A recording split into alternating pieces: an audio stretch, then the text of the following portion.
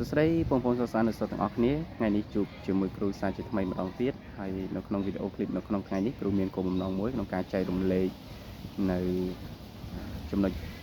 បន្តទៀតនៅក្នុងខ្លឹមសារមេរៀនរបស់យើងស្ដីអំពីទំនោរដែលខ្លឹមសារនៃមាតិកាថ្ងៃនេះគឺនិយាយអំពីរចនាសម្ព័ន្ធនៃទំនោរតើបងប្អូនធ្លាប់បានសិក្សាកន្លងមកទេអំពីរចនាសម្ព័ន្ធនៃទំនោរថាតើរចនាសម្ព័ន្ធនៃទំនោរនោះមានអ្វីខ្លះអញ្ចឹងប្រសិនបើយើងយោងតាមខ្លឹមសារនៃសភៅសិលធម៌ពលរដ្ឋវិទ្យារបស់យើងនេះគឺស្ដីអំពីរចនាសម្ព័ន្ធនៃទំនោរមានន័យថាបុគ្គលម្នាក់ៗដែលមានទំនោរតូទុនទៅរកអ្វីមួយឬមួយក៏មានបំណងប្រាថ្នាទៅរកអ្វីមួយហើយគាត់ព្យាយាមខិតខំប្រឹងប្រែងដើម្បីសម្រេចបំណងនោះដែលជាទូទៅដែលវាជំរុញដោយកម្លាំងជលករផ្សេងៗពលគឺកម្លាំងជលករខាងក្នុងនិងកម្លាំងជលករខាងក្រៅនោះគឺវាមាននៅរចនាសម្ព័ន្ធរបស់វាឬក៏យើងអាចហៅម្យ៉ាងទៀតថាវាមានធាតុផ្សំរបស់វាជាច្រើនបានលាយបញ្ចូលគ្នាទៅធ្វើឲ្យយើងមាននៅទំនោរទៅរកអ្វីនោះដែលនៅក្នុងធាតុផ្សំនោះឬក៏រចនាសម្ព័ន្ធនោះមានដូចជាទី1លោកឲ្យឈ្មោះថាបំណងប្រាថ្នា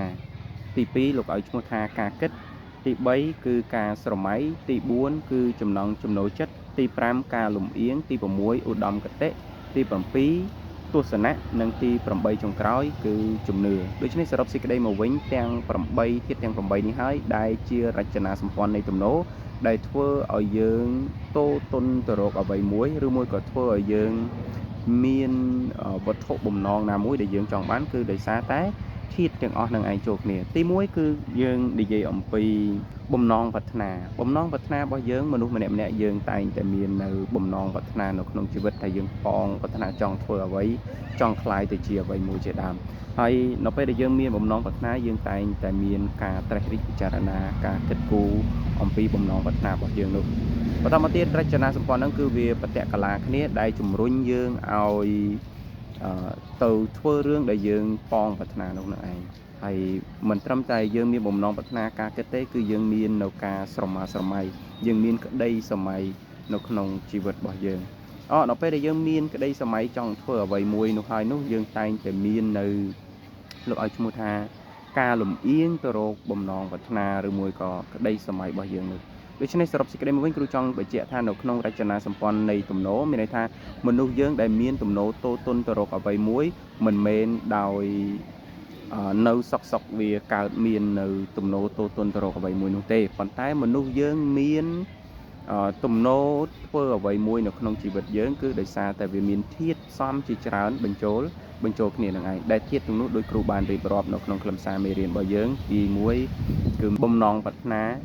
ទី2គឺមានការគិតទី3គឺមានការស្រមើស្រមៃទី4ចំណង់ចំណូលចិត្តទី5ការលំអៀងទី6ឧត្តមគតិទី7ទស្សនៈនិងទី8ចុងក្រោយគឺជំនឿមានន័យថាមនុស្សយើងមានរចនាសម្ព័ន្ធមានធាតុទាំងអស់ហ្នឹងរួមបញ្ចូលគ្នាទើបញ៉ាំងយើងឲ្យទៅធ្វើរឿងអ្វីមួយទើបញ៉ាំងយើងឲ្យស្រឡាញ់ពេញចិត្តអ្វីមួយឬញ៉ាំងយើងឲ្យមានទំនោរតូទុនទៅរកអ្វីមួយដូច្នេះសរុបសេចក្តីមកវិញនៅក្នុងខ្លឹមសារវីដេអូនេះគឺគ្រូមានត្រឹមតែប៉ុណ្្នឹងទេដែលគ្រូចង់ចែករំលែកហើយប្រសិនបងប្អូនយល់ថាវីដេអូឃ្លីបនេះជា